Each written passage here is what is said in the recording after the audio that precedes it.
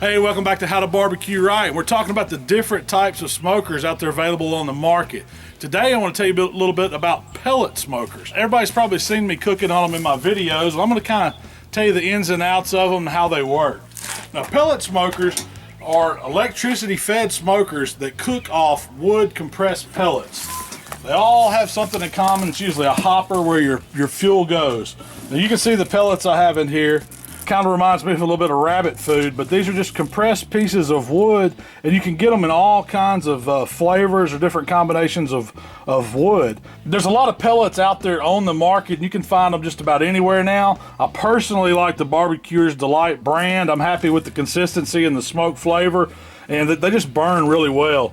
Now, the way these pellet smokers work is you have this control panel on the front. Now you turn the unit on, a fan automatically kicks on to drive air into the cooking chamber. Now it also tells the auger to start spinning, and at the bottom of this pot of pellets is an auger that feeds it into the burn area inside. So I'll raise this up, and I got the racks and the deflector shield out of it right now because I wanted you to kind of see where the pellets go. This auger is right behind the panel, constantly feeds pellets down into this pot until the little heating unit heats up and starts the fire. That stays on just for a couple minutes, long enough to get the fire going, and then it turns off, and all your fuel source then is the burning pellets. Now you set your temperature a lot like you do your oven in your house. It has a range of 150 degrees all the way up to 600 degrees. That's one of the great things about pellet cookers is the range of temps you can cook at. And it holds heat within plus or minus 5 degrees of where you have it set. And so it's a lot like cooking inside. I mean, a lot of folks think it's cheating out in the competition world, but I'll tell you what, these pellet smokers can flat cook. The way the heat works is the fire burns and the fan keeps blowing it to where it constantly has oxygen. Well, you have a heat deflector in here that radiates the heat. It kind of works as a convection. I'm gonna get it put back together here so you can kind of see the parts, what it looks like with the grates in and the heat deflector. All right, you can see mine's had some cooking done on it. I give it a lot of use here at the house and in competitions, but I wanted you to see how the deflector shield goes underneath your cooking surface. And this is pretty typical on all pellet cookers. They have some kind of heat shield, and then you have your cooking surface right on top of it. So as the pellets burn in the fire pot, it produces this heat and the smoke, and it comes up and around the shield, and it produces even cooking across your cooking grate. Now some units like this one have an optional place for a second shelf, and that's great to give you just more room for cooking. But the great thing about pellet cookers is the price range. You know, you can find them from anywhere from 500 bucks all the way up to 8,000. So there's something in there that's gonna fit your budget if you think pellet cookers are right for you. All right, let's talk about some of the advantages of a pellet cooker. The first one that comes to my mind is they're simple to use. I mean, it's just like cooking on your oven at home. You set a temperature, it's gonna go there. There's no fighting a fire, no having to go out and add charcoal or wood every few minutes. You just make sure you have pellets in the hopper, and it's gonna do what it's supposed to do. Second, they're versatile. I mean, you can cook at any temperature range on a pellet grill. So you can smoke down at low temperatures, or you can even cook hot, or you can even bake on them. However, whatever you're wanting to cook, it's just like having an outdoor oven. So you can use that to your advantage. And also, the pellets are a clean fuel source. They almost completely burn up, so you have really low ash, and they produce just the right amount of smoke, so you're not gonna over smoke anything on a pellet grill.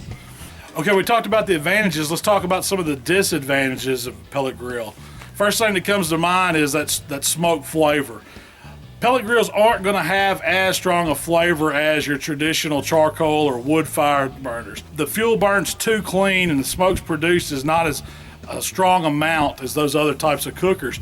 So if you're the kind of guy that wants to stay up all night putting wood on a fire, pellet grill's not for you. You're not gonna get that same wood smoke flavor in the meat. Secondly, these pellet grills have electronic and movable part components that can go bad. If they're out in the weather, they're getting moisture, sometimes something's gonna break on them. So you wanna make sure you're buying a pellet grill that the parts are easily accessible. And lastly, some people complain about not being able to get a smoke ring on food that comes off a pellet grill. I personally haven't had that problem, but just be aware on some models you may not get that same smoke ring that you're getting on other cookers. Okay, we talked about how pellet grills work and some of the advantages and disadvantages of them. Let's talk about some of the options out there if you're thinking about buying one. There's three different kind of levels of pellet grills. You have kind of that lower tier, between $400 and $800 you can get, like Brinkman, the Pit Boss, the Char Griller. Those come to mind. And these are sold at your big box stores like your Home Depots and your Lowe's. And they're decent grills, but a lot of those are manufactured overseas. So it's going to be a little trickier to get parts for those if something breaks. But it's a great grill to have just to get started in pellet cooking. So when you get over the $800 threshold, you start getting into the middle range of the pellet grills. These are grills like your Traegers, your Green Mountains, your Rectex. Now these grills are built a little bit better than that lower end. They're going to last a little bit longer. These range from about $800 to up to $1,200. And right above that, we're getting into the higher end grills. Now these are the ones you're going to really pay the money out for, but it's one of those things you get what you pay for. Most of the pellet grills in this price range are all made in the United States. The parts are easy to get, and they have great customer service, so if something goes wrong, they're going to tell you how to fix it or even help you fix it. And the grills like this are like the Yoder that I cook on, the Memphis grills, the Mac grills, and the Fast Eddies. All of these are really top of the line pellet grills that are going to cost you a little bit more money, but you're going to get a quality grill, and they're really going to work great. So those are some of the options on the pellet grills. Now, if you think the pellet grill is right for you, do some research and find the brand that's going to fit in your budget.